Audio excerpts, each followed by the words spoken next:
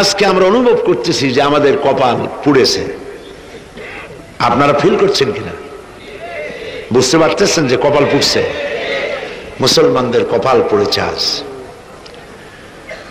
নইলে মুসলমান দেশের বা যে কোনো দেশের প্রেসিডেন্ট কে হবে, প্রধানমন্ত্রী কে হবে, তার এক দেশ থেকে বলতে আসবে, এক দেশের নির্বাচিত প্রেসিডেন্ট গলায় ধাক্কা দিয়ে নামায় দেবে, মুসলমানদের উপর অত্যাচার করবে। এইটা তো আমাদের পাওনা ছিল না, কারণ আমরা তো ছিলাম মুসলমান। আর যদি আমাদের এটা পাওনা হয়ে থাকে,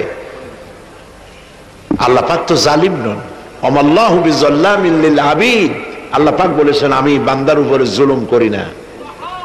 হাদিসে কুদসির ভিতরে এসেছে, আল্লাহ পাক বলেছেন আমি আমার জন্য জুলমকে হারাম করে দিয়েছি, আমি জুলম করি না।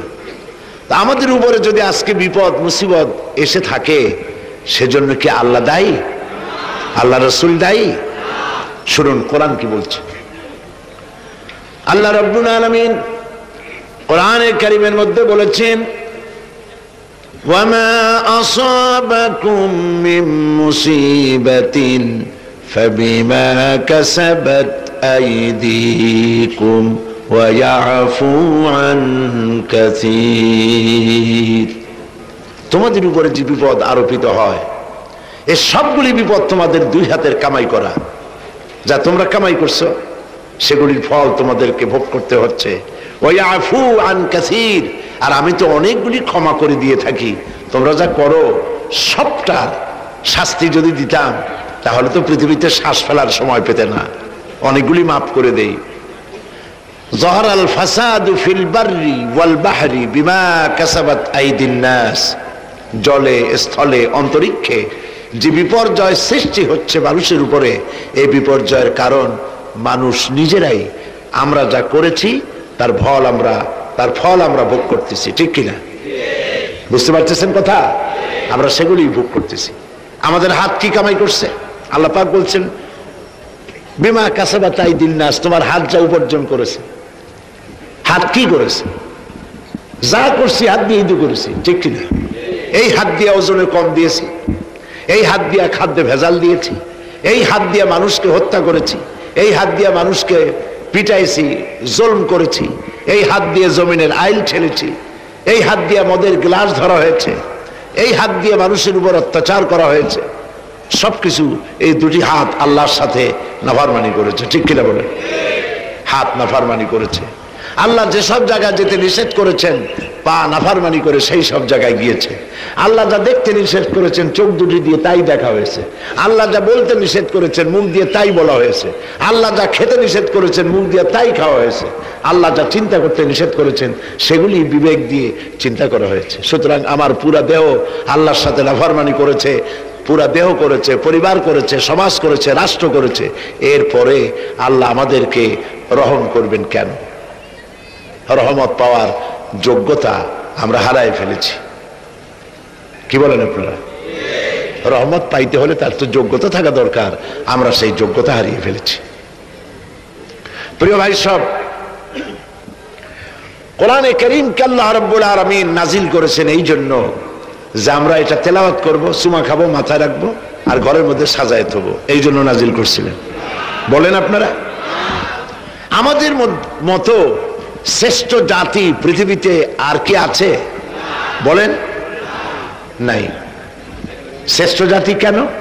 এই জন্য যে পৃথিবীতে কোন জাতির কাছে আল্লাহর কালাম অবিকল অবস্থায় কোন জাতির কাছে নাই। কার কাছে আছে? তাও বলতে পারতেছেন। বলেন না কাদের কাছে? এই জন্য আমরা সৌভাগ্যবান জাতি। পাল্টা প্রশ্ন যদি করি, এই পৃথিবীতে হতভাগ্য জাতি কারা? কি জবাব দেবে?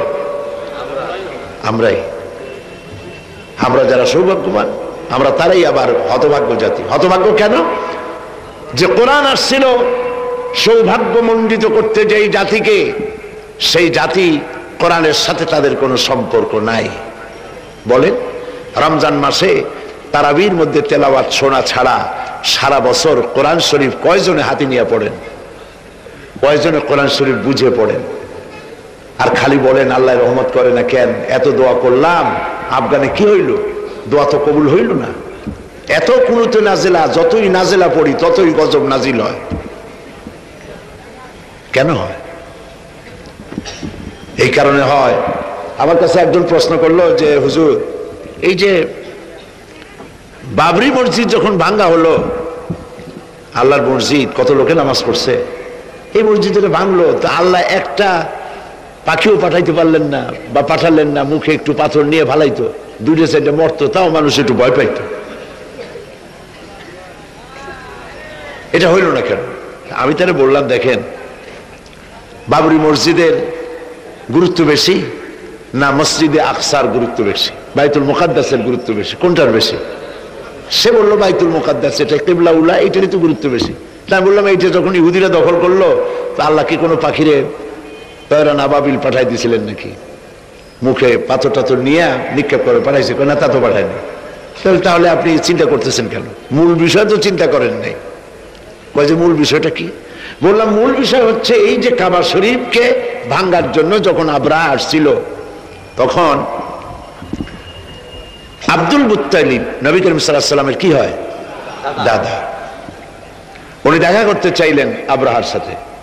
আবরাহা পারমিশন দিলেন, তিনি ঢুকলেন, তাকে বসতে সম্মানের জায়গা দেওয়া হলো, কুরাইশদের নেতা তিনি।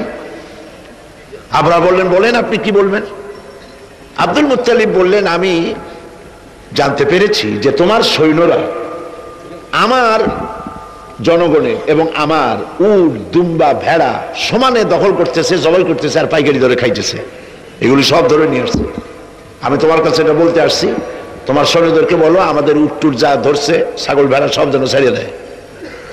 আবরাহা কই যে আশ্চর্য কথা, আমি মনে করেছিলাম যে তুমি কাবা শরীফ ভাঙতে আসছি, আমি আমারে অনুনয় বিনয় করে তুমি বলবা যে কাবা ঘর রক্ষা করো, তুমি ভাঙবো না, তা না কই তুমি তোমার গরু ছাগল উঠ ভেড়া, তোমার কাছে কি কাবার চাইতে উঠ ভেড়া ছাগলের দাম বেশি?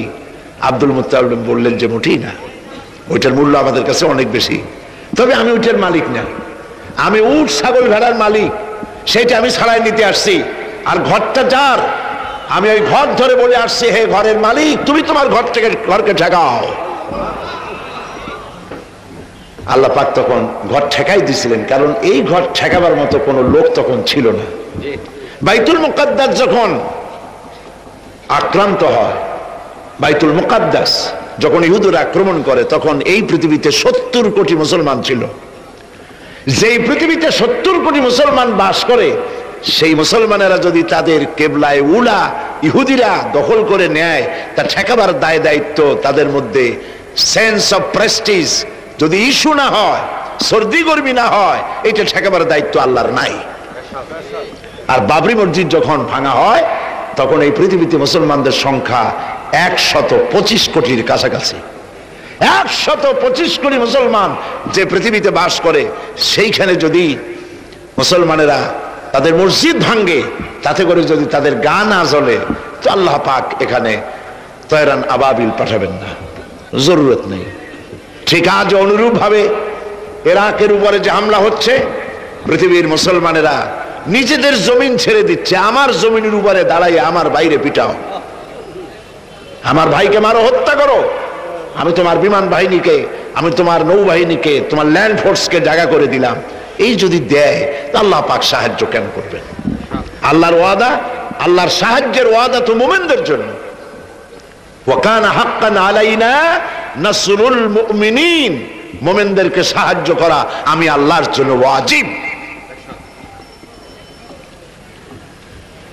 আল্লাহ রাব্বুল আলামিন কোরআনে কারীমের মধ্যে বলেছেন, ওয়ালা তাহিনু ওয়ালা তাহজানু ওয়া আনতুমুল আলাউনা ইন কুনতুম মুমিনিন। কোনো ভয় নাই, কোনো চিন্তা নাই, যদি মুমিন হও আমি আল্লাহ তোমাদেরকে বিজয় দান করব। ইজা ফাতা শার ফাতাল মাশরুত, শর্ত যদি পালন করা না হয়, ওয়াদা পূরণ হবে না। শর্ত হচ্ছে মুমিন হও, আল্লাহ বলছেন আমি সাহায্য করব। আমরা কি মুমিন হইতে পারছি? জবাব চাই, মুমিন হইতে পারছি? নিজের বুকের কাছে হাত দেন, নিজের কালবের কাছে, নফসের কাছে প্রশ্ন করুন, আল্লাহ যে মুসলমান চান, রসুল যে মুসলমান চান, যে কোয়ালিটির, আমি কি সেই কোয়ালিটি, সেই রিকোয়ারমেন্ট আমি কি ফুলফিল করতে পেরেছি? মন থেকে একটা নেগেটিভ জবাব আসবে, মন বলবে না এখনো হইতে পারো নাই। দাড়ি, টুপি, জামা, হজ, নামাজ হয়তো সবই ঠিক আছে, নামাজ পড়তে পড়তে হয়তো কপালে দাগও লেগেছে, কিন্তু মুমিন হওয়ার জন্য যেটা প্রয়োজন ছিল সেটা এখনো হয় নাই। এই জন্য আমি মাঝে মধ্যে দুঃখ করে বলি, মরা মানুষ তো জিন্দা হইতে পারে না, ঠিক কিনা? কিন্তু কোন মরা মানুষ যদি জিন্দা হইতে পারতেন, এমন কোন সিস্টেম যদি থাকতো, আর একজন সাহাবী যদি জিন্দা হতে পারতেন, আর আমাদেরকে যদি দেখতেন, আমাদের আমালগুলি যদি দেখতেন, চিৎকার দিয়ে বলতেন আল্লাহর কসম, মুহাম্মদ সাল্লাল্লাহু আলাইহি ওয়াসাল্লাম রক্ত দিয়ে, সাহাবায়ে কেরাম জীবন দিয়ে যে মুসলমান তৈরি করে গেছিলেন, এরা সেই মুসলমান না। আমাদের ইসলাম শুধু মসজিদের মধ্যে, আমরা যে মুসলমান তার পরিচয় শুধু মসজিদের মধ্যে। মসজিদ থেকে বেরিয়ে যাওয়ার পর আমার আচরণ আর হিন্দুর আচরণ আর খ্রিস্টানের আচরণের মধ্যে, ইহুদির আচরণের মধ্যে কোনো পার্থক্য আছে কি? বরং আমি তো আরো বাড়িয়ে বলবো, এক ধাপ এগিয়ে। এই পৃথিবীতে যদি চ্যালেঞ্জ হয়, কম্পিটিশন হয়, পৃথিবীতে সব থেকে বেশি মিথ্যে কথা কারা বলে? জবাব রূঢ় হলো বাস্তব, জবাবটা হচ্ছে মুসলমানেরাই। ওজনে কম দেয় কারা বেশি? মুসলমান। খাদ্যে ভেজাল দেয় কারা বেশি? মুসলমান। তাহলে আল্লাহর রহমত আমরা কেন পাবো? এই জন্য কোরআনে কারীম যে উদ্দেশ্যে এসেছিল, আমরা সেই উদ্দেশ্যকে পূরণ করতে পারি না। কোরআন শরীফ, সুবহানাল্লাহ, কোরআন একটি বর্ণ মুহাম্মদ সাল্লাল্লাহু আলাইহি ওয়াসাল্লামের বানানো এর মধ্যে নাই। আল্লাহু আকবার। দেখেন না কোরআন শরীফের অরিজিনালিটি, এর অথেন্টিসিটি, এর নির্ভরতা, এর পিউরিটি কতটা 100% মিয়া বিল মিয়া কারেক্ট, সেটা হলো এই কোরআন শরীফে 114টি সূরার প্রত্যেকটি সূরার শিরোনামে আছে বিসমিল্লাহির রহমানির রহিম। একটা সূরায় নাই। কোন সূরা? কেন নাই? এই জন্য নাই যেহেতু এই সূরা নাজিলের সময় আল্লাহ পাক এটা বলেন নাই। জিবরাইল আলাইহিস সালাম যখন নবী করিম সাল্লাল্লাহু আলাইহি ওয়াসাল্লামের কাছে এটা তেলাওয়াত করে শোনায়েছেন, তিনি বিসমিল্লাহ তখন বলেন নাই।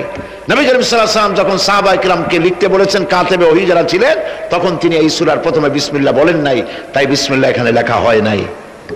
তার মানে হচ্ছে কোরআন শরীফ বিন্যাস করা, এর শব্দ বিন্যাস, সূরা বিন্যাস, এর সবকিছুকে বিন্যস্ত করার দায়িত্ব ছিল আল্লাহ পাকের। সুবহানাল্লাহ। আল্লাহ রাব্বুল আলামিন কোরআনে কারীমের মধ্যে বলেছেন, ইন্না নাহনু নাযালনা যিকরা ওয়া ইন্না লাহু লাহাফিজুন। কোরআন নাজিল করেছি আমি আল্লাহ, আর এর সংরক্ষণের সবটুকুন দায়িত্ব আল্লাহ রাব্বুল আলামিন নিজেই গ্রহণ করেছেন, আমি গ্রহণ করেছি। নাজিল করছি আমি, হেফাজত করবো আমি। কে বলেন? সবাই। আমি হেফাজত করবো এটাকে। আল্লাহ পাক গ্যারান্টি দিচ্ছেন, ওয়ালাউ তাকাওয়ালা আলাইনা বা'দাল আকাবিল। আমার নবী যদি নিজের থেকে বানিয়ে কোনো কথা আমি আল্লাহর নামে কোরআন শরীফের ভিতরে চালাই দিতেন, আমি আমার নবীর ডান হাত চেপে ধরতাম, আর তার কণ্ঠ নালীকে আমি আল্লাহ কেটে ফেলে দিতাম। কত বড় কথা! গলা কেটে ফেলে দিতাম, একটি কথাও যদি নিজের থেকে বানিয়ে বলতেন। সুবহানাল্লাহ বলেন। সে কোরআন একটি শব্দ মানুষের নাই। আল্লাহ পাক বলেছেন, এর উপর, কোরআনের উপর থেকে, এর নিচের থেকে, এর ডান থেকে, এর বাম থেকে, এর ভিতরে শয়তানের, বাতিলের প্রবেশের কোনো অধিকার নয়। যদি থাকতো এতদিনে কত বেড়াছাড়া করতো, সেরা বেড়া করতো, উল্টো পাল্টা করিয়া সর্বনাশ করে ফেলাইতো, ঠিক কিনা? পৃথিবীতে শত শত কোটি খ্রিস্টান পৃথিবীতে আছে। খ্রিস্টানদেরকে চ্যালেঞ্জ করুন তো, যে একটা বাইবেলের হাফেজ দাও আমাদেরকে, সারা পৃথিবীতে একটা হাফেজ চাই বাইবেল মুখস্থ করছে, পাওয়া যাবে? যাবে না। হিন্দুদেরকে চ্যালেঞ্জ করে, কত কোটি হিন্দু আছে তোমাদের, বেদ তোমাদের ধর্মগ্রন্থ, বেদ মুখস্থ করছে, এরকমটা হাফেজ দাও, পারবে দিতে? পারবে না। মহান আল্লাহ রাব্বুল আলামিন কোরআনে কারীমকে হেফাজত করেছেন। সূরা কামারের মধ্যে রব্বুল আলামিন বলেছেন, ওয়ালাকাদ ইয়াসসারনাল কুরআনা লিযিকরি ফাহাল মিন মুদ্দাকির। আল্লাহ পাক বলেন, অবশ্যই কোরআনে কারীমকে আমি মানুষের কাছে মুখস্থ করার জন্য আর বোঝার জন্য সহজ করে দিয়েছি। মুখস্থ করাও সহজ আর বোঝাও সহজ। কিন্তু দুর্ভাগ্যজনক সত্য আরেকটি কথা আছে, সেটা হলো এই, মুসলমান দাড়িওয়ালা টুপিওয়ালা আল্লাহর মসজিদের ভেতরে বসে এক শ্রেণীর মুসলমানেরা বলে কোরআন বোঝা আমাদের কাম না, আমরা পাবলিক, আমরা কোরআনের বুঝবো কি? কোরআন বুঝবে আলেমেরা। অবশ্য এই রকমের লোক নারায়ণগঞ্জে নাই, বিভিন্ন জেলায় আছে। কোরআন আমরা বুঝবো না, বিশাল ব্যাপার, আল্লাহর কোরআন, এর আমরা বুঝবো কি? এই কথাটা শয়তানের একটি ওয়াসওয়াসা, এই কথাটি শয়তানের মারাত্মক ওয়াসওয়াসা। আল্লাহ খান কোরআন দিছেন খালি মৌলানা মৌলবীদের বুঝাবার জন্য, আর কেউ এটা বুঝবে না। আল্লাহ পাক বলছেন, আমি মানুষের জন্য কোরআন বোঝা সহজ করেছি, চেষ্টা করো, বুঝতে চেষ্টা করো। কোরআন শরীফ দুইটা জিনিস, একদিকে বোঝা সহজ, মুখস্থ করাও সহজ। আমার কাছে হাফেজ আমি পেয়েছি 8 বছরের বাচ্চা কোরআন শরীফ মুখস্থ করছে। আজকে পত্রিকা দেখলাম একটা ছোট্ট মেয়ের ছবি, 7 বছরে কোরআন শরীফ মুখস্থ করেছে, কোন মৌলানা সাহেবের ছেলে, তার মাও হাফেজ বাবাও হাফেজ। 7 বছরের ছোট্ট বাচ্চা 30 পারা করেছে। আপনি কি মনে করেন, পাগলামি মনে করেন এত বড় কোরআন শরীফ মুখস্থ করা? 7 বছরের বাচ্চা কোরআন মুখস্থ করছে। আমার কাছে মনে হলো যেন আটলান্টিক মহাসাগর আল্লাহ ঝিনুকের মধ্যে ঢুকাই দিছে। এই যে শরফুদ্দিন খলিফা নাকি একটা ছোট্ট বাচ্চার একটা ক্যাসেট বেরিয়েছে না, তানজানিয়ার। লোকেরা বলে, খুব আশ্চর্য হয়ে যায় যে কেউ কেউ তো বলে যে এগুলি কম্পিউটার দিয়ে বানাইছে। যারা আল্লাহর কুদরত বিশ্বাস করে না তারা এরকম বলে। লোকেরা আশ্চর্য হয়ে যায়, এতরকম ছোট ছেলে কোরআন শরীফ মুখস্থ করলো কেমনে? বয়স তার 4 বছর। আসলে বয়স 4 বছর না, আমি আজ থেকে 4 বছর আগেই তার ক্যাসেট দেখেছি লন্ডনে। এটা হইতেই পারে, আল্লাহ পাক যদি ইচ্ছা করেন করতেই পারেন। চিন্তা করে দেখেন না, একটা লোক 40 বছর পর্যন্ত লেখাপড়া জানেন না, লিখতেও পারেন না, পড়তেও পারেন না, নামও সই করতে পারেন না, কোন রাজনৈতিক ব্যক্তিদের সাথে ওঠা বসা করেন নাই, কোন কবি সাহিত্যিকদের সাথে ওঠা বসা করেন নাই। সেই লোকটি 40 বছর পর এমন কথা বললেন রাজনীতির কথা, দুনিয়ার সব রাজনীতি ফেল হয়ে গেল। অর্থনীতির ব্যাপারে, সমাজনীতির ব্যাপারে এমন সব কথা বললেন, দুনিয়া ফেল। 40 বছর যিনি লেখা জানেন না, পড়া জানেন না, লিখতে জানেন না, পড়তে জানেন না, কে তিনি? সাল্লাল্লাহু আলাইহি ওয়াসাল্লাম। তো আল্লাহ পাক কেন পারবেন না? মরা গাছ দিয়ে ফুল ফুটাই দিতে পারেন, মরুভূমির ভিতরে পানির প্রস্রবণ ঘটিয়ে দিতে পারেন, আমিরকে ফকির করতে পারেন, ফকিরকে আমির করতে পারেন। এই তো আল্লাহ। যালিকুমুল্লাহু রাব্বুকুম, ইনি হচ্ছেন তোমার আমার রব। সুবহানাল্লাহি বিহামদিহি। কোরআনে কারীমকে একদিকে মুখস্থ করা সহজ, আর মুখস্থ করার জন্য একটি সিস্টেম কোরআন শরীফের মধ্যে আছে, চিন্তা করলে যেগুলি পাওয়া যায়। সেটা হলো এই যে কোরআন যদি কেউ তাড়াতাড়ি পড়ে মনে হবে যেন প্রবন্ধ পড়তেছি, আর যদি থেমে থেমে পড়ে তাহলে মনে হবে যেন কবিতা পড়তেছি। সুবহানাল্লাহ। প্রত্যেকটা লাইনে লাইনে মিল, ছন্দের আকারে কোরআন শরীফ পৃথিবীর সমস্ত সাহিত্যের মানকে ছাড়িয়ে এত উপরে গিয়েছে যেই মান পর্যন্ত পৃথিবীর কোন সাহিত্য কিয়ামত পর্যন্ত পৌঁছতে পারবে না। এর ফাসাহাত, এর বালাগাত, কোরআন শরীফের সাহিত্যিক মান চিরকালের জন্য কালজয়ী, এর পাশেও কেউ দাঁড়াইতে পারবে না। সুবহানাল্লাহ। কি পাগল ছাগল হাবিজাবি নবিয়তের দাবি করে। আচ্ছা, নবীর দাবি করলে তো তার কাছে ওহী আসতে হবে, এই যে ছাগল পাগল যেগুলো নবীর দাবি করলো, নবী করিম সাল্লাল্লাহু আলাইহি ওয়াসাল্লাম ইন্তেকালের পরে 30 জন মিথ্যাবাদী নবুয়তের দাবি করবে, ঠিক না? তো নবী হইতে হলে 3টা শর্ত লাগে। একটা হলো ওহী আসতে হবে, মুজিজা থাকতে হবে, আর চরিত্র। নবীর কপালে লেখা থাকে না যে উনি নবী, বুকের উপরেও লেখা থাকে না যিনি নবী। চরিত্র দিয়েই প্রমাণ হয় ইনি কোনো সাধারণ মানুষ নন, ইনি আল্লাহর নবী। সুবহানাল্লাহ। তাই তো হযরতে নবী করিম সাল্লাল্লাহু আলাইহি ওয়াসাল্লাম যখন হযরত খাদিজা রাদিয়াল্লাহু তাআলা আনহার কাছে যখন দ্বীনের দাওয়াত দিলেন, কালেমার দাওয়াত দিলেন, 1 সেকেন্ডও তিনি দেরি করেন নাই। চিন্তা করেন না, আপনি নিজেকে বহুত ফেরেশতা রূপে আপনি বলতে পারেন যে আমি একেবারে অ্যাঞ্জেলিক ক্যারেক্টারের লোক, ফেরেশতা চরিত্রের মানুষ, বাইরে গিয়ে বহুত কথা বলতে পারে, এমনকি বাইরে গিয়ে অনেক মুরিদও বানাইতে পারেন। পীর সাহেবদেরকে জিজ্ঞেস করা উচিত যে আপনার বউ আপনার কাছে মুরিদ হয়েছে কিনা। বউ মুরিদ করে এত সহজ না। একজন পীরেরই দেখছিলাম একটা বইয়ের মধ্যে গল্প, বউ তাকে পীর মানতেই চায় না, বহুত চেষ্টা করছে মুরিদ বানাবার জন্য, পারে নাই। একদিন বউকে কেরামতি দেখাবার জন্য সে রান্না করতেছিল বাইরে, ওটার উপর দিয়ে সে উড়ে গেল। এরপরে সে নামলো, বউ তাকে দেখে বললো, দেখছো তুমি তো পীরগিরি করো, এই যে একটা লোক কেবল মাত্র পাগড়ি বাঁধতে মাথার উপর দিয়ে উড়ে গেল, তুমি কি এরকম পারো? আরে বেটি, আমি তো উড়ে গেলাম, তোমার দেখাবার জন্য তুমি বিশ্বাস করো না। ও, সেই জন্য তুই একটু কাইট হয়ে গেছো, সোজা হয়ে যেতে পারো নাই। বউ তো তার স্বামীর জন্য জীবন দিতে পারে, তার ভালোবাসা সবটা উজাড় করে দিতে পারে, কিন্তু ঈমান আনা সহজ নয়। যেহেতু বউ, আপনি সবাইকে ফাঁকি দিতে পারবেন, আপনার স্ত্রীকে কখনো ফাঁকি দিতে পারবেন না।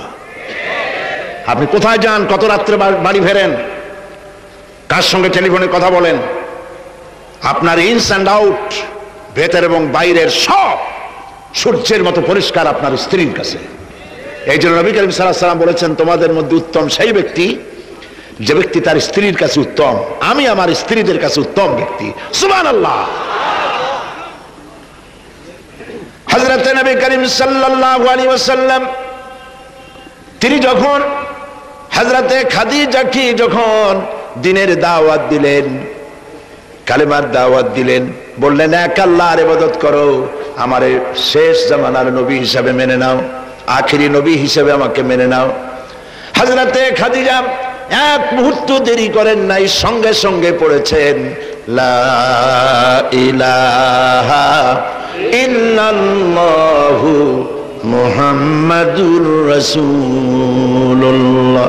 জোরে পড়েন লা ইলাহা। নারায়ণগঞ্জের মতো জায়গা মাহফিল করবেন তো বড় খয়রাত করতে নামবেন, ছোট্ট বাটি নিয়ে নামবেন কেন? বিলার ঝুলি নিয়ে নামেন, কেউ তো বেশি দিলে তখন নেবেন কি করে?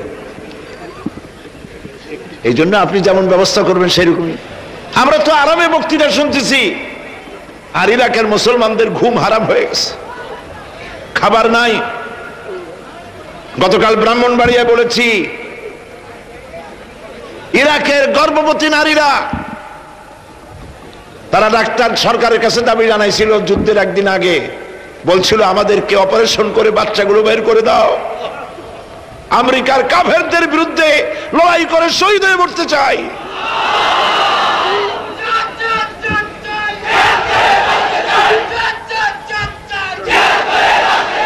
আমরা কিচ্ছু করতে পারবো না, কিন্তু দোয়া করতে পারবো। কি করতে পারবো? তবে দোয়া কবুল হোক আর না হোক এই নিয়ে তাড়াহুড়ো করবেন না। অনেকে মনে করে দোয়া তো করছিলাম, আফগানের জন্য হয়েছে কি? এই জাতীয় কথা বলা ইমানের বিপরীত, ইমানের খেলাফ। আপনার দোয়া কবুল করতে আল্লাহ বাধ্য নন। ফাআলুল লিমা ইউরিদ, যা খুশি তাই করেন। সুবহানাল্লাহ বলো। এই দোয়া যে করি, এই দোয়া কবুল আজ হবে, কাল হবে, অথবা 5 বছর 10 বছর পরে হবে, অথবা কবুল যদি না হয়, শাহনশাহ রব্বুল আলামিনের দরবারে দোয়া করা হয়েছে, এই জন্য আল্লাহ পাক কিয়ামতে মর্যাদা বৃদ্ধি করে দিবেন। দোয়া করতেই হবে, দোয়া ছাড়া পথ নাই। কাজী বসবেন, হাঁটাহাঁটি করা ঠিক না। হযরতে খাদিজাতুল কুবরা রাদিয়াল্লাহু তাআলা আনহা ঈমান এনে কালেমা পড়ে বললেন কি জানেন? বললেন আবাল কাসেম, হে কাসেমের পিতা, হে কাসেমের পিতা। আমি বিগত 15টি বছর আপনার সাথে ছিলাম স্ত্রী হিসেবে। আমি আপনার মধ্যে যে আচরণ দেখেছি, যে আখলাক দেখেছি, এটা কোনো সাধারণ মানুষের হতে পারে না। আপনি অবশ্যই আল্লাহর নবী, বিন্দুমাত্র সন্দেহ আমার নাই। সুবহানাল্লাহ।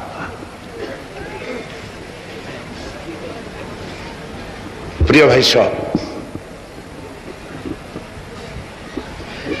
সেই নবীদের জন্য 3টি শর্তের কথা বলেছিলাম। একটা হলো ওহী, একটা মুজিজা, একটা উন্নত মানের চরিত্র। ওহী ছাড়া নবী হওয়া যায় না। এই কোরআন সর্বশেষ ওহী মুহাম্মদ সাল্লাল্লাহু আলাইহি ওয়াসাল্লামের পরে। এরপরে আল্লাহর কোনো ওহী আসবে না, একটা শব্দও আসবে না পৃথিবীর মানুষের জন্য। কমপ্লিট করে দেওয়া হয়েছে। আল ইয়াউমা আকমালতু লাকুম দীনাকুম ওয়া আতমামতু আলাইকুম নি'মাতি ওয়া রাদিতু লাকুমুল ইসলাম দীনা। এটাকে কমপ্লিট করা হয়েছে আল্লাহর পক্ষ থেকে। পৃথিবীর মানুষের জন্য আর একটি শব্দ প্রয়োজন নাই। বিজ্ঞানের আবিষ্কার যত বাড়ুক, কোরআন শরীফের কিচ্ছু তাতে আসে যায় না। যদি কোন আহাম্মক বলে যে বর্তমান হলো বিজ্ঞানের যুগ, কোরআন নাজিল হয়েছে কত বছর আগে? 1500 বছর আগে কোরআন নাজিল হয়েছে। সেই যুগের কোরআন আর এখন মডার্ন যুগ, এখন কি এগুলি চলে? আরে বাবা, তোমার বিজ্ঞান ফেলের সামনে। বিজ্ঞানের থিওরি হচ্ছে, বিজ্ঞানের একটি থিওরি এই যে বিজ্ঞানের কোন থিওরি ফাইনাল নয়। আজকে এক বিজ্ঞানী এক কথা বলে, কালকে আরেকজন আরেক কথা বলে। একদিন তো ডারউইন বলেছে এই মানুষগুলো মানুষ না, সবগুলো বান্দর। ও নিজেও বান্দর। বান্দর কেন? মানুষের নাকি দেখা যায় বান্দরের মতো। আচ্ছা বলেন, বান্দর আমার মামু হয়, শিম্পাজি আমার নানা, ওরাং ওটাং দাদা, এ বলে এর মধ্যে কোনো গৌরব আছে? এর মধ্যে কোনো গৌরব আছে? কোনো গৌরব নাই। ডারউইনের গোষ্ঠী বান্দরের গোষ্ঠী হইতে পারে, কিন্তু আমরা বান্দরের গোষ্ঠী না। আমরা আসছি আদম থেকে, আদম আসছে মাটি থেকে। সুবহানাল্লাহ। ওই সময় সে বলছিল, আমি চিন্তা করছি যে কয় বোতল খাইয়া এরকম লিখতে পারে। ওই সময় সে বলছে মানুষ বান্দর জাতি।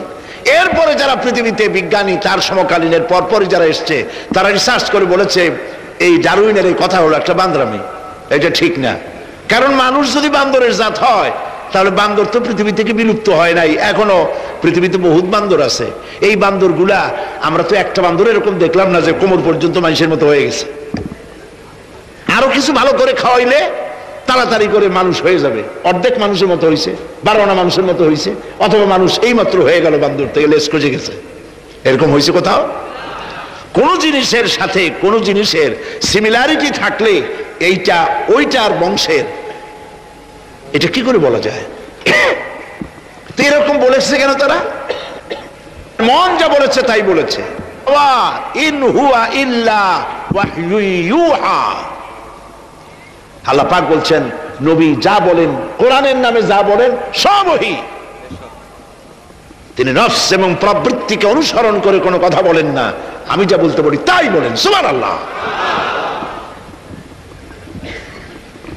সুতরাং নবী করিম সাল্লাল্লাহু আলাইহি ওয়াসাল্লামের কাছে কোরআন এসেছিল এই কারণে যে কোরআন দিয়ে তিনি একটি সমাজ বিপ্লব করবেন, তাবিজ লাগবেন, এই জন্য কোরআন আসে নাই। বোঝেন কিনা কথা? এই যে দেখুন, আমার হাতে কোরআন শরীফ একটা আছে, ছাপা হয়েছে সুলেমানিয়া বুক হাউস, বাংলা বাজার, ঢাকা।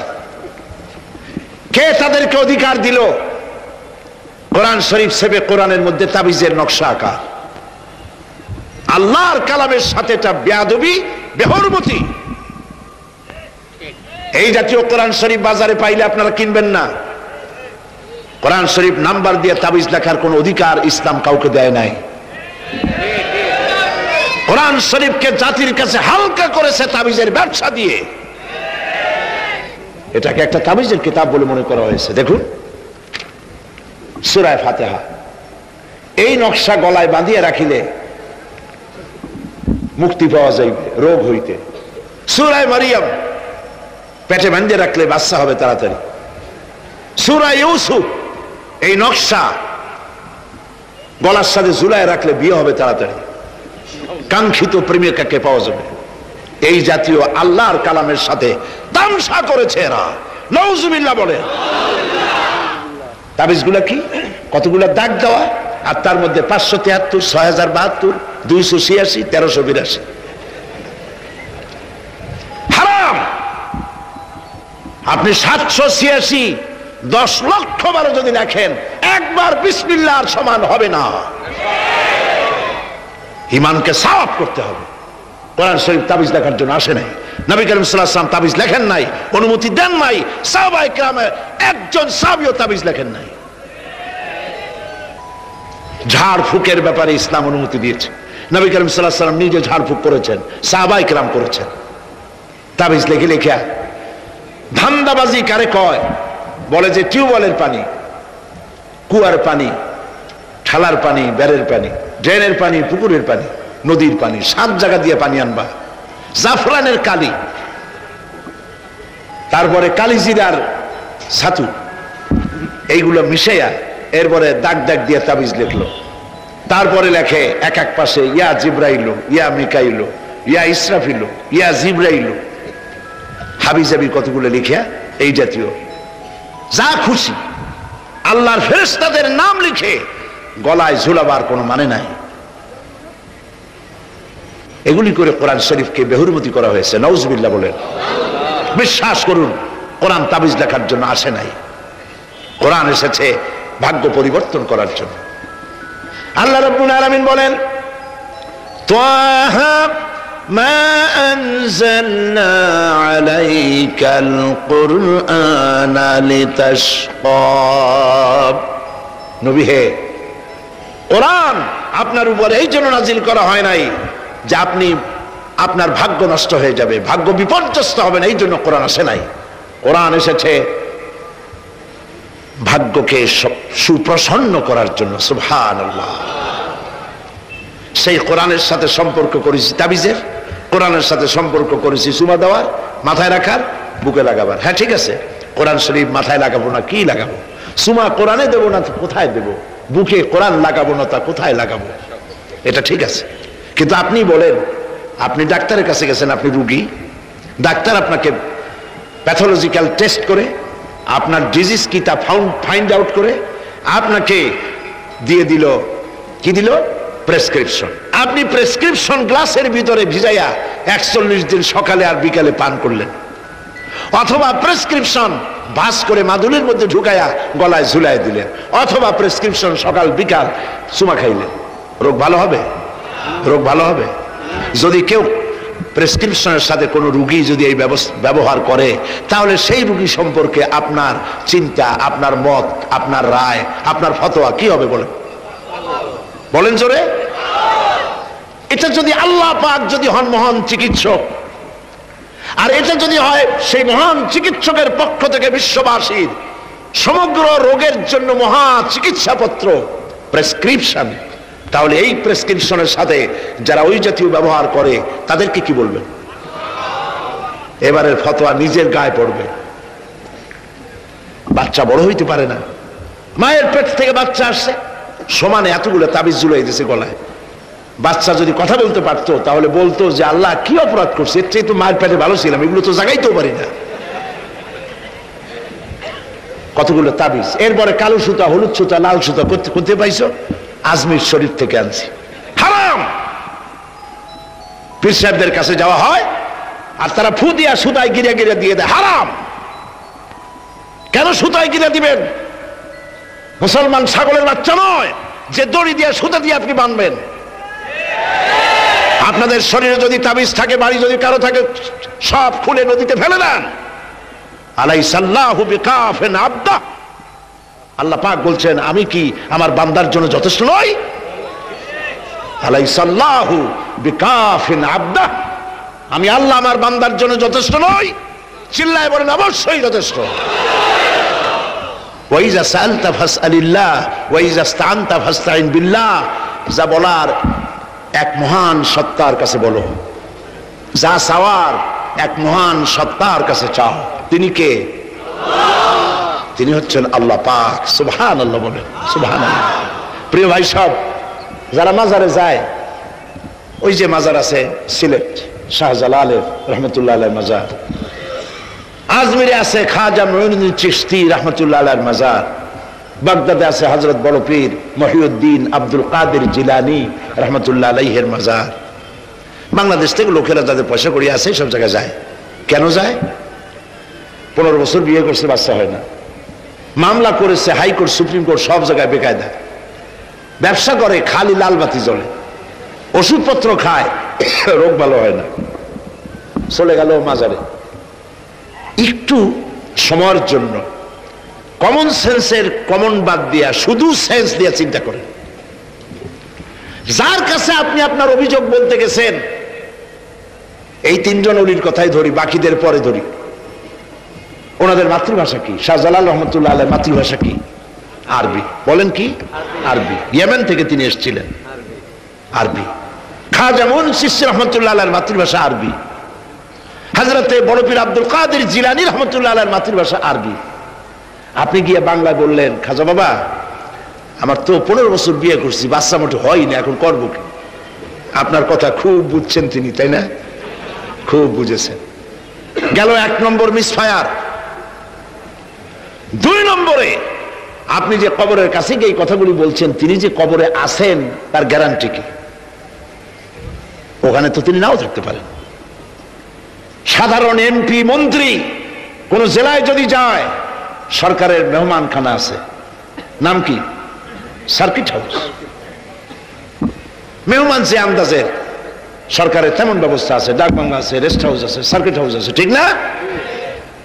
2 রকমের মেহমান। এক প্রকার হলো ভিআইপি, আর এক প্রকার হচ্ছে নিকৃষ্ট, চোর ডাকাত, এরাও সরকারের মেহমান। চোর ডাকাত মুচ্ছা বদমাশ সন্ত্রাসী, ওরা যদি মেহমান হয়ে পুলিশে, এদের ধরবে কারা? এই মেহমানদের ধরবে পুলিশে, ধরে নিয়ে ওদের জন্য মেহমান খানা হলো হাজত, হাজতের মধ্যে থুয়ে দিবে, কনভিক্টেড হলে পরে জেলখানার মধ্যে ঢুকাই দেবে, ঠিক কিনা? আর যদি এমপি হয়, মন্ত্রী হয়, প্রধানমন্ত্রী হয়, তার থাকার জন্য প্রত্যেকটা জেলায় গভর্নমেন্ট সার্কিট হাউস করে রেখেছে। এই সব মন্ত্রী প্রধানমন্ত্রীর চাইতে ওলিউল্লাহ, আল্লাহর ওলি যারা, তাদের মর্যাদা আল্লাহর কাছে অনেক বেশি। তারা ইন্তেকাল করবেন আর আল্লাহ মাটির মধ্যে ভালাই থবেন। আল্লাহর কোন রেস্ট হাউস থাকতে নাই, আল্লাহর কোন গেস্ট হাউস থাকতে নাই। হয়তো তিনি কবরে নাই, গেস্ট হাউসে তিনি আরাম ফরমাচ্ছেন। 2 নম্বর মিসফায়ার। 3 নম্বরে কবরে যদি থাকেও, তখন তিনি ঘুমে আছেন না চেতনা আছেন? যদি ঘুমের মধ্যে থাকে তাহলে 3 নম্বর মিসফায়ার, কোনো কামে লাগলো না। এই জন্য চাইতে হবে এমন মহান সত্তার কাছে, যিনি কখনো ঘুমান না। লা তাখুযুহু সিনাতুন ওয়ালা নাওম, যার ঘুমও নাই, তন্দ্রাও নাই। কে তিনি? চিল্লায় বলুন। কলিজাটারে পরিষ্কার করেন, সাফ করে নেন। এভাবে সাফ করবেন, কোন মাফির, কোন জিনজাফির আমার ভাগ্য ভালো বানাতে পারবে না, পারবে না, পারবে না। কোন মুনাফির, কোন জিনজাফির ফু দিয়া আমার ভাগ্যকে বিনষ্ট করে দিতে পারবে না।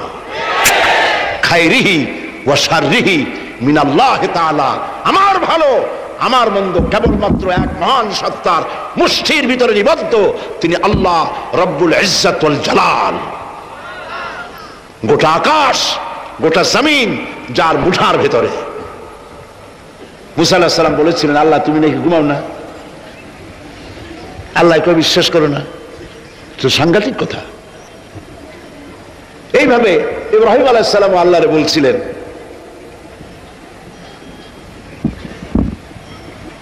রব্বি আরিনি কাইফা তুহিয়াল মাউতা, আল্লাহ তুমি মরাকে জিন্দা করো কেমনে? আল্লাহ কয় আওয়ালাম তুমিন, বিশ্বাস করো না? ইব্রাহিম আলাইহিস সালাম ঘাবড়ে গেছেন। তিনি সাথে সাথে বললেন বালা। তিনি কিন্তু নাম বলতে পারতেন, যদি নাম বলতেন তো ভুল হইতো না। তো নাম আর বালা সমর্থবোধক। তিনি বলতেন হ্যাঁ, কিন্তু নাম বলেন নাই, বলেছেন বালা। সাথে সাথে একটু দেরি করেন নাই। আল্লাহ প্রশ্ন করছেন, কত বড় লোড পয়গম্বরের জন্য, আওয়ালাম তুমিন, বিশ্বাস করো না যে আমি মরারে জিন্দা করতে পারি? ইব্রাহিম আলাইহিস সালাম বললেন বালা। এর অর্থ হচ্ছে হয় নট, কেন নয়, অবশ্যই বিশ্বাস করি। ওয়ালাকিন লিয়াতমাইন্না কলবি, তবে মূল বিষয় হলো, যদি আমি চোখে দেখতাম, কানে শোনার, চোখে দেখা, ব্যাপারটা একটু ভিন্ন। আল্লাহ বলেন, বিশ্বাস যখন করছো, মরারে কেমনে চিন্তা করি আমি তোমাদের দেখাবো। সুবহানাল্লাহ, এই কোরআন শরীফের মধ্যে আল্লাহ বলেছেন। মুসা আলাইহিস সালাম বলছেন, আল্লাহ তুমি নাকি ঘুমাও না, আল্লাহকে বিশ্বাস করো না। কই আল্লাহ বিশ্বাস করো, তবে বুঝি না জিনিসটা। মুসা আলাইহিস সালাম ভয় পেয়ে গেলেন। আল্লাহ রাব্বুল আলামিন বলেন, ভয়ের কোনো কারণ নাই। এটি একটি উদাহরণের জন্য আমি তোমাকে গ্লাস নিয়ে দাঁড়িয়ে থাকতে বলেছিলাম। একটা গ্লাস হাতে নিয়ে কয়েকটা সেকেন্ড বা একটা মিনিটও দাঁড়াইতে পারলা না, হাতের থেকে ঘুমের কারণে ভেঙ্গে চুরমার হয়ে গেল। তোমার রব, তোমার আল্লাহর হাতের মুঠার ভিতরে সপ্ত আসমান জমিন কুল কায়নাত, এর কন্ট্রোলিং সিস্টেম, এর ট্রাফিক সিস্টেম সবকিছু আল্লাহ রাব্বুল আলামিন কন্ট্রোল করেন। তোমার আল্লাহ যদি ঘুমায় যায়, সব শেষ হয়ে যাবে। লা তাখুযুহু সিনাতুন ওয়ালা নাওম, তার ঘুমও নাই, তন্দ্রাও নাই। আর তাছাড়া মাখলুক, তার যে আদত, খালেকের সে আদত হতে পারে না। সৃষ্টি, তার বউ হয়, বাচ্চা হয়, ঘুমায়। লা তাখুযুহু সিনাতুন ওয়ালা নাওম, তার ঘুমও নাই, তন্দ্রাও নাই। আর তাছাড়া মাখলুক, তার যে আদত, খালেকের সে আদত হতে পারে না। সৃষ্টি, তার বউ হয়, বাচ্চা হয়, ঘুমায়, খায়, পেশাব পায়খানা লাগে। মাখলুক খালেকেরও যদি তাই হয়, তাহলে তিনি মাখলুকের মতোই হয়ে গেলেন, খালেকের মর্যাদা রইল না। এই জন্য আল্লাহ রাব্বুল আলামিন নিজের সিফাত, নিজের গুণাবলী, কোয়ালিটি সুন্দর করে ছোট্ট একটি সূরার মধ্যে বলেছেন এভাবে, কুল হুয়াল্লাহু আহাদ। পড়েন সবাই, তিনি বেনিয়াস, তিনি কাউকে জন্ম দেন নাই, তাকেও কেউ জন্ম দেয়নি। আকাশ এবং জমিনে তার সমকক্ষ কেউ। সুবহানাল্লাহ। সে আল্লাহ রাব্বুল আলামিন যদি খাঁটি মুমিন হতে চাই, বিপদ থেকে যদি বাঁচতে চাই, তাহলে আল্লাহ রাব্বুল আলামিনের কাছেই জীবনের সব দুঃখ কষ্ট তাকেই বলতে হবে। মুসলমানদের জন্য শুধুমাত্র রমজান মুবারকে লাইলাতুল কদর নয়, লাইলাতুল কদর প্রত্যেকটি রাত হতে পারে মুসলমানদের জন্য। তবে হ্যাঁ, এই কথা বলে আমি ওইটার মর্যাদা খাটো করতে চাই না, এই হিম্মত, এই ধৃষ্টতা আমার নাই। লাইলাতুল কদর রমজান মুবারকে বেজোড় 10 রাতের শেষ 10-এর বেজোড় রাতের যে লাইলাতুল কদর, এর মর্যাদা খায়রুম মিন আলফি শাহর। আমার কথা বলার অর্থ ভিন্ন। তকদীর পাল্টাবার জন্য শবে বরাত আমরা যেভাবে পালন করি, এর কি কোনো দলিল আছে? আলহামদুলিল্লাহ বলেন, আলহামদুলিল্লাহ। আমাদের জেহেন আল্লাহ সাফ করে দিক। কোন পীর সাহেব কি কইলো, কোন মৌলানা সাহেব কি কইলো, এর উপরে মজবুত হয়ে থাকবো না। কোরআনের হাদিসে কি আছে ওইটা দেখিয়া ওইটাকে অনুসরণ করবো। এটার নাম ঈমান। এটার নাম কি? আগে এগুলি আলেম ওলারা হয়তো ভালো করে বোঝেন নাই, ভালো করে বলতে পারেন নাই। এখন মোতালা হচ্ছে, বেশি করে পড়াশোনা হচ্ছে, দেখা যাচ্ছে শবে বরাতের ব্যাপারে কোরআন হাদিস যত আনা হয় সবটা লাইলাতুল কদরের জন্য, সেগুলিকে এনে বরাতের মধ্যে ঢুকানো হয়। কাজী সৌভাগ্য রজনী শাবান মাসের মধ্য রজনী নয়, বড় মুসলমানদের জন্য প্রত্যেকটা রাত সৌভাগ্য রজনী হতে পারে। হাদিস, প্রত্যেক রাতের শেষ রাতে আল্লাহ রাব্বুল আলামিন প্রথম আকাশে আসেন। সুবহানাল্লাহ বলে। প্রথম আকাশে শিব আল্লাহ রাব্বুল আলামিন ডাকতে থাকেন, ও পৃথিবীর মানুষেরা, ও আমার বান্দারা, কারা আছো গুনাহ করে করে জীবনটারে বরবাদ করে দিয়েছো, হতাশ হয়ে গিয়েছো, আমাকে বলো, আমার কাছে কান্দো, জীবনের গুনাহ মাফ করে দেব। নবীজি বলেছেন, শরমে পড়ে অনুতপ্ত হয়ে কেউ যদি রব্বুল আলামিনের কাছে চোখের পানি ফেলে গুনাহ মাফের জন্য কাঁদতে থাকে, চোখের পানি নাকের অর্ধেক আসতে না আসতে আল্লাহ রব্বুল আলামিন বান্দার গুনাহ মাফ করে দে। জাহান্নামের আগুন প্রশান্ত মহাসাগর, আটলান্টিক মহাসাগর সহ 7টি মহাসাগরের পানি যদি ঢেলে দেওয়া হয়, জাহান্নামের 1 ইঞ্চি আগুন নিবাইতে পারবে না। কিন্তু চোখের অনুতপ্ত অনুশোচনার 2 ফোঁটা অশ্রু জাহান্নামের আগুন নিবাই দিতে পারে। কান্দো, কান্দার চাইতে বড় জিনিস নাই। ফালিয়াদহাকু কালিলাও ওয়ালিয়াবকু কাসীরা, বেশি করে কান্দো, কম করে হাসো। আমরা কোনটা করি? আরে সবটা উল্টা করি। হিসাব করেন তো, এটা ইংরেজি কি মাস? বাংলা আরবি কি মাস? মুহররম। এটা আরবি কি মাস? মুহররম। গত বছরের মুহররম থেকে এই বছর মুহররম পর্যন্ত গুনার কে বলেন? প্রথম আকাশে সে প্রত্যেক রাত্রে রব্বুল আলামিন ডাকতে থাকেন, আমাকে বলো, আমি রোগ ভালো করে দেব। রুজি কামাইতে পারো না, অনাটনে জীবন যায়, বউরে বাচ্চারে খাওয়াইতে পারো না, আমারে বলো। এভাবে আল্লাহ পাক ডাকতে থাকেন। সময় মতো যারা গভীর রজনীতে উজু করে তাহাজ্জুদের নামাজ আদায় করে রব্বুল আলামিনের দরবারে কান্দে, আল্লাহ রব্বুল আলামিন তখন ফেরেশতাদের জিজ্ঞেস করেন, ফেরেশতারা, পৃথিবীর মানব গোষ্ঠী ঘুমিয়ে আছে, এই যে মানুষগুলি দেখা যায় আরামের ঘুম হারাম করে কি যেন বলে আর কান্দে, কান্দে কেন বল? ফেরেশতারা বলে, রব্বুল আলামিন তুমি তো জানো। আল্লাহ বলেন, জানি, তারপরেও তোমাদের মুখে শুনতে চাই। ফেরেশতারা বলে, রব্বুল আলামিন তোমার বান্দা গুনাহ করেছে, গুনাহ দিয়া জীবন নষ্ট করে ফেলেছি, বুঝতে পেরেছে জাহান্নাম ছাড়া কোনো পথ নাই, তারা গুনাহ মাপ চায়, জাহান্নাম থেকে বাঁচতে চায়, জান্নাতে যেতে চায়। একটা একটা করে সব তারা বলে। আল্লাহ পাক জিজ্ঞেস করেন, আমার ফেরেশতারা, আমার এই বান্দাগুলি কি আমার দোজখ দেখেছে?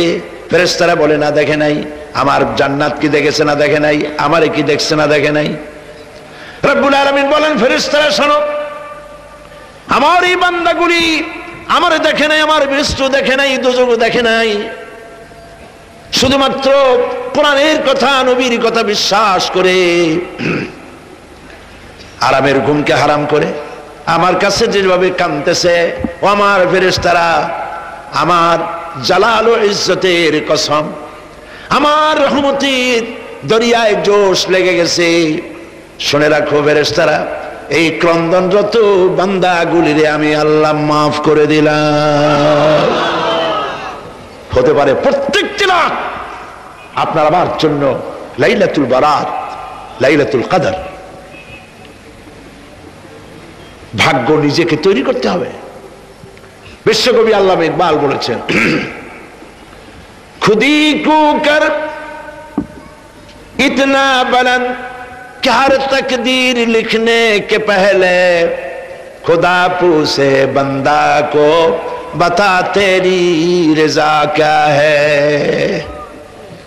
নিজের ব্যক্তিত্ব, পার্সোনালিটি, শখসিয়তের প্রস্ফুটন এমন ভাবে ঘটাও আল্লাহর কাছে, যাতে আল্লাহই জিজ্ঞেস করে, বান্দা তুই বল তোর ভাগ্যটা আমি কিভাবে লিখবো। সুবহানাল্লাহ। আল্লামা ইকবালের শেরগুলো যখন আমি আল্লামা ইকবালের খুবই ভক্ত, আমার কাছে মনে হয় তার প্রত্যেকটি শের, প্রত্যেকটি কবিতার লাইন কোরআন শরীফের তাফসীরের বিমূর্ত প্রতীক হয়ে বেরিয়েছে। দাড়ি কামানো মানুষ, কতগুলো মোষ, কেমনি পারলেন? আমি মাঝে মধ্যে খুব বিস্ময় বোধ করছি, কিভাবে এই ধরনের একজন লোক প্রত্যেকটি কথা কোরআনের তাফসীর হয়ে বেরোলো কেমনে? কোরআন রে আপনি বুঝবেন কেমনে? আমি অক্সফোর্ড ইউনিভার্সিটিতে প্রোগ্রাম করেছি। অক্সফোর্ড ইউনিভার্সিটিতে আল্লামা ইকবাল যেখানে পড়াশোনা করতেন, যে রুমে থাকতেন, রিসার্চ করতেন, শিক্ষকরা আমাকে সেটা দেখিয়েছেন। পৃথিবীর বড় বড় নাম করা ব্যক্তিরা সেখান থেকে অক্সফোর্ডে পড়াশোনা করেছেন, লেখাপড়া করলেন অক্সফোর্ডে, পাশ্চাত্যে। অথচ পাশ্চাত্য তারা গিলতে পারল না। তিনি খোদাদ্রোহী হলেন না, তিনি ইসলামের দুশমন হলেন না।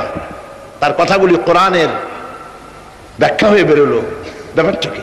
পড়তে পড়তে একবার আমার চোখের সামনে রহস্য উদ্ঘাটিত হলো তার এক কবিতার মধ্য দিয়ে। আল্লামা ইকবাল এক জায়গায় লিখেছেন, खीरा न कर सिका मगरिब की दानिश खीरा न कर सिकब मगरिब की दवादानिश सुरमा था आग का मेरा खाके मदीना। পাশ্চাত্যের চাকচিক্য আমার চক্ষুকে প্রতারিত করতে পারে নাই, কারণ মদিনার ধুলাবালুগুলি আমার চোখের মধ্যে সুরমা হয়ে লাগানো ছিল। প্রিয় ভাই সব,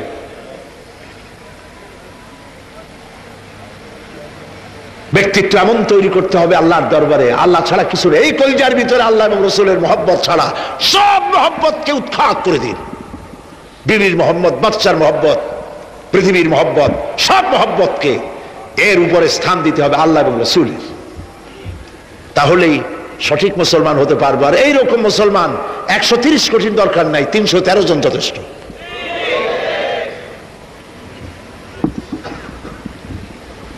বন্ধুগণ, মহান আল্লাহ রাব্বুল আলামিন তিনি চান শিরক মুক্ত জীবন মুসলমানদের। ইন্না শিরকা লাযুলমুন আযীম, শিরক হচ্ছে মস্ত বড় জুলম, অপরাধ। শিরক করবা না। নবীজি বলেছেন, তোমাকে যদি হত্যা করা হয়, টুকরা টুকরা যদি করা হয়, তোমাকে যদি আগুন দিয়ে জ্বালিয়ে ছাই ভস্ম বানায় উড়ায় দেওয়া হয়, তবুও আল্লাহর সাথে খবরদার শরীক করবা না। শিরক করি, জেনেও করি না জেনেও করি, সবের নিয়তেও করি, ঠিক না? বিশ্রামের নামে মানত করা হয়, জায়েজ নাই।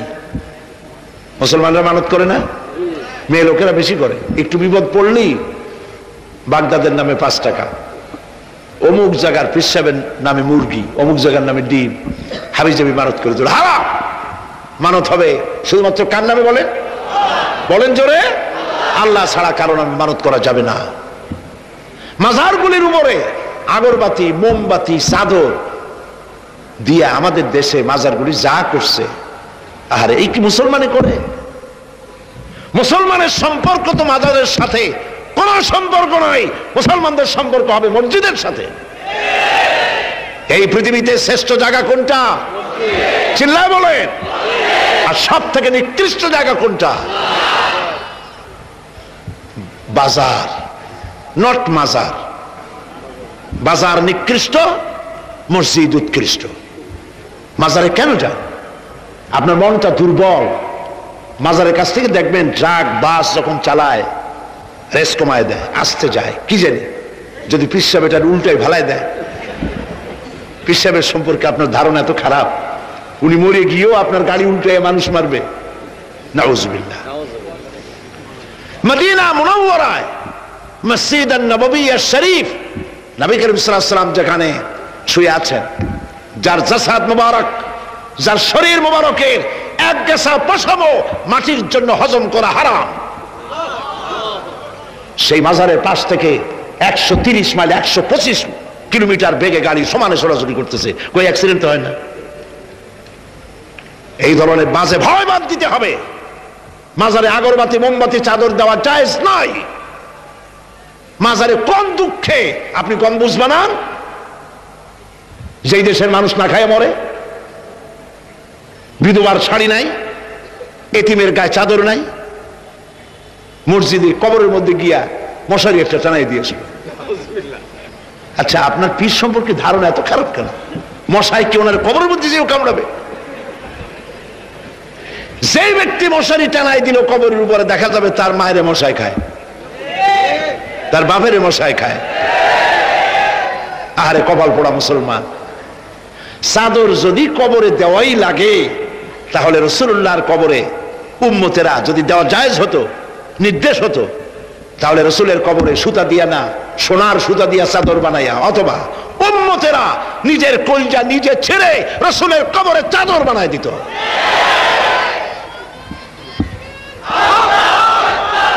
কাজে এগুলি বন্ধ করতে হবে। হাইকোর্টের মাজার, শালি বাগদাদের মাজার, বিভিন্ন জায়গায় যত মাজার আছে, এই সব মাজারে যাওয়া বন্ধ করে দিতে হবে। এগুলি গভর্নমেন্টের দায়িত্ব হেফাজত করার, আপনার যাওয়ার কোনো দায়িত্ব নাই। এখানে যাওয়ার অর্থই হলো আপনি শিরক করছেন। আপনার মনের ভিতরে দুর্বলতা আছে, ওখানে গেলেই আপনার মনের আশা পুরা হবে। আপনি যাবেন মসজিদে, কোনো বিপদে পড়েছেন, উজু করেন, মসজিদে যান, 2 রাকাত নামাজ পড়েন কাজায়ে হাজাতের, আল্লাহর কাছে হাত তুলে কান্দেন, দোয়া মঞ্জুর হয়ে যাবে। আলেম হয় তিনি যদি ব্যবসা না করেন, মানুষকে ধান্দায় না ফেলেন, মানুষকে হেদায়েতের কথা বলেন, আর হেদায়েতের কথা বলতে গিয়ে জেল খাটেন, জরিমানা দেন, কষ্ট হয়, বুঝতে হবে পীর হক। আর যদি কোন পীর হইয়া আর একটা ইসলামী দলকে যদি বলে যে এরা কোন ইসলামের দলই না, যদি আন্দাজে কথা বলে, ঐক্যের বিরোধিতা করে, ইসলামী ঐক্যের, মুসলমানদের ঐক্যের, তাহলে বুঝতে হবে হয় ভারতের গোলামি করতেছে, না হয় কোন দলের পা চাটা গোলামে পরিণত হয়েছে। প্রিয় ভাই সব, এই জন্য কথা পরিষ্কার, কথা পরিষ্কার।